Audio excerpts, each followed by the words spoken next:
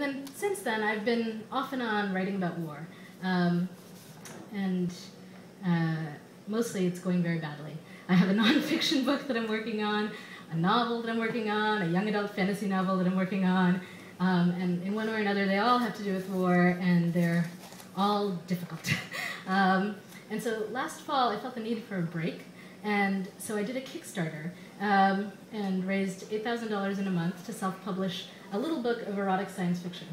It's still about war, but it's, but, you know, at least it has furries. Anyone know what, like, furries are? Furry fandom is like this subgenre of science fiction that's like, if you're into like cat-like aliens and maybe having sex with them, that's furrydom. So anyway, I'm going to read you that. I'm working on a book currently called Demi-Monde, although I think I'm going to change the title. That is a series of linked stories. There's a university settled by South Asians, because that's what we do, but on a planet that is on the brink of interstellar war. Okay, it's called The Night Air.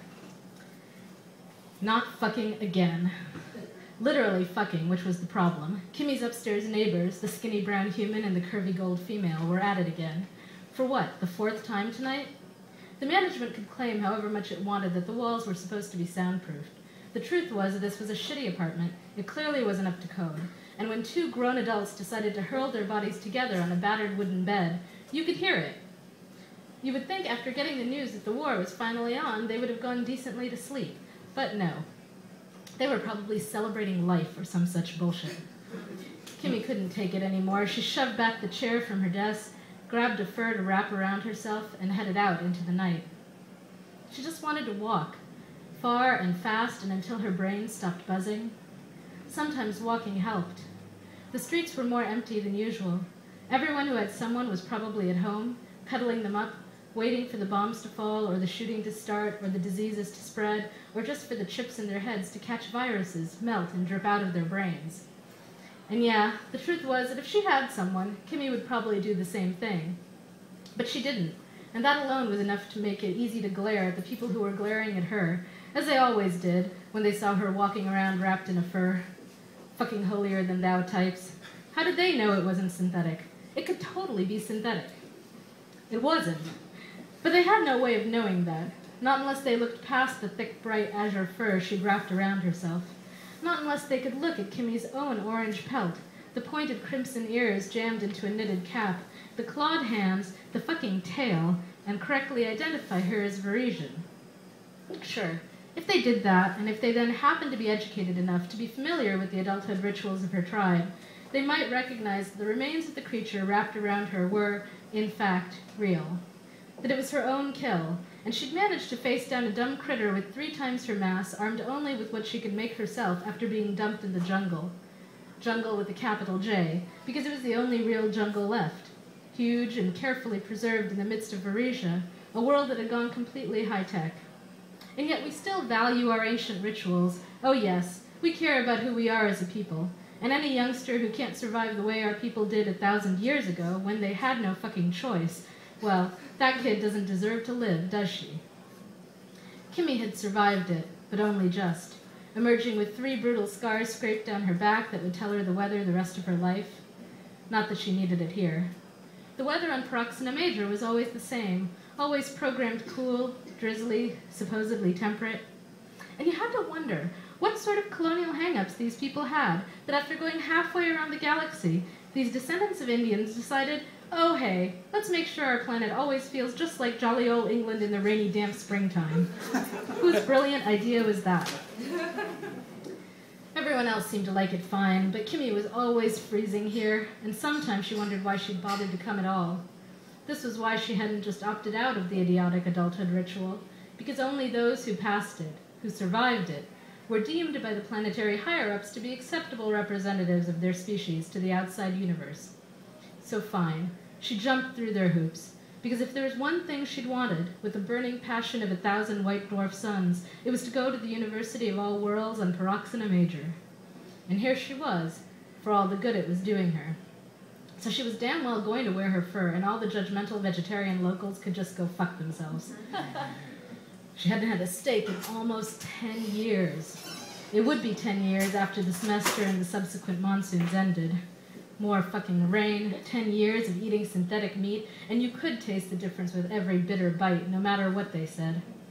Her advisor had told her, sympathetically, that grad school was an exercise in deprivation.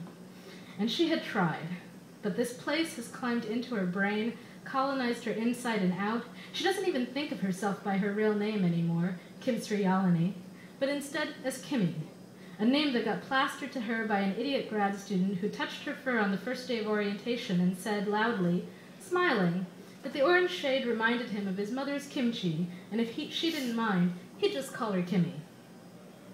And the worst of it was that he'd been drop-dead gorgeous, and Kimmy had been lonely, and she'd said yes, Kimmy would be fine, and she smiled up at him. She did like a tall man, and that had cost her 5 years of work.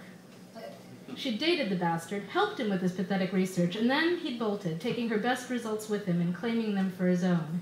He was clever with faking computer data, she had to give him that. Clever at manipulating people. Clever at all sorts of things that didn't involve actually working. And so, 5 years in, she'd started all over. New topic, new research, a new resolve not to make the same mistake again, a vow of celibacy, and a hell of a lot of time in the lab. She was almost there, too, almost ready to call it done, and now there was this stupid fucking war.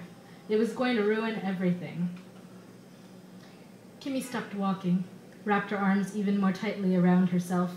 She was on a path in some park she'd never seen before, surrounded by trees, the light of the moon's barely making it through the dense leaves. Dark enough that a human would barely be able to see at all, though she had no such trouble. It would be a good place to cry, but she hadn't cried in a long time. She'd held herself together by sheer force of will, but now Kimmy couldn't take it anymore. She'd been running the same damn loop in her head for 5 years, and what good had it done her? It had let her focus on her work, wrapped up in bitterness and despair, and that might be good for science, but it kind of sucked for her. She walked up to a nearby tree and slowly, deliberately, started banging her forehead against it. Her fur cushioned the blows, but still, they hurt. Bang, bang, bang. It was a good pain, she tried to tell herself. It was better than feeling nothing at all. Bang, bang, bang. Hey, are you all right? He was tall. He was dark. He wasn't exactly handsome, with ears that stuck out and oddly thick glasses in a world where almost everyone got that sort of thing corrected. But he wasn't bad either, and Kimmy had stopped trusting handsome a long time ago. This one looked nice. He'd stopped a careful distance away, far enough not to be threatening, close enough not to have to shout. Perfect judgment, really. Maybe that was why she turned fully around, took 5 long strides up to within an inch of him, tilted her head up and said, "Fuck me, please." "Miss?" he asked, clearly totally bewildered. And that was charming too, the odd, archaic term coming out of nowhere. And she knew she shouldn't. But he could walk away if he wanted to. He was bigger than she was, maybe even stronger, although maybe not. You never knew with these humans, they could be surprisingly fragile. And she just didn't care. Kimmy was up on her toes and carefully, quickly, pressing her lips against his, mouth open, breathing her breath into his mouth. Thank the goddess almost nothing crossed the species barrier. One less thing to worry about, and maybe there was at least one benefit to dating humans after all. He hesitated for one breath more, and then he was kissing her back, his arms coming around her so she felt free to do the same, the fur falling to the ground, and moments later she was pulling him down onto it, and he came down with her, willingly. She peeled out of her jumpsuit as fast as she could, trusting him to manage his own clothes. Human clothes always had so many weird little buttons and laces and zippers and things. And then they were naked, wrapped around each other, rolling on the ground, and no, they didn't stay on the fur, it wasn't that big. But it didn't matter, the grass was great, soft and thankfully dry. When he pushed into her, he stopped, surprised, and started to ask, "You're not?" And she said, No, it's just been a long time. A really long time." That seemed to be enough explanation for him, so she didn't have to go on to explain how Eurasian females were built a little more compactly inside than human females.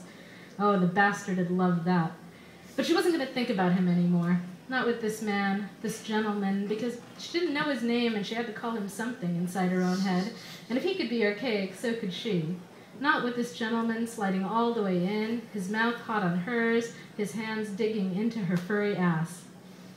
This gentleman was not being so gentle anymore, now that he was buried in her to the hilt, and oh, please, why the fuck had she been so stupid for so long? It seemed as if he was somehow inside every inch of her, from head to fingers to toes, like stars exploding as he began to move, pulling out and slamming back in again. A blazing light streaked overhead, followed by a dull explosion that shook the ground. But she barely noticed either, lost to the motion of their bodies, locked together. She writhed beneath him and had to fight once more. It had been so long. To remember, not to let her claws dig into an unguarded human back. Retract, that was the rule, and she could manage it almost. Oh, there was a small scrape, and on one level, she was sorry. But on another level, she was a Nova, and the Nova had a name, and it was Kim Strialini. She would never, ever be fucking Kimmy again. Thank you.